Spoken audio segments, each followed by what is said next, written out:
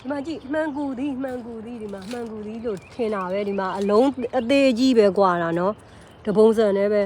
မှန်ကူသည်ဟိုဗမာပြည်ကမှန်ကူသည်လောက်တော့အလုံးက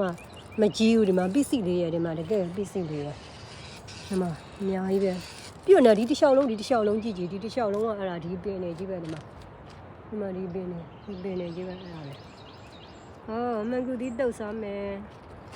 ရှယ်တော့အိမ်မှန်ကူသည်တုတ်စားလိုက်ရတယ်အများကြီးပဲဒီမှာလက်ထဲမှာကြည့်ဒီမှာလက်ထဲမှာကြည့်ဒီမှာအများကြီးပဲဒီမှာမှန်ကူသေးသေးလေးအများကြီးပဲနော်ဒီမှာ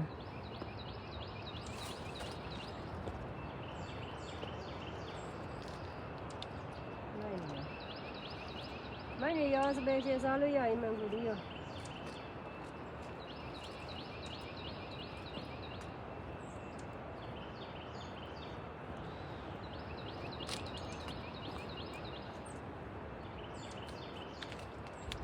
ဒီမှာလေးအများကြီးပဲဒီမှာအစိမ်းလေးတွေရှိသေးတယ်ဒီဟာတွေဆိုရင်ဒီမှာ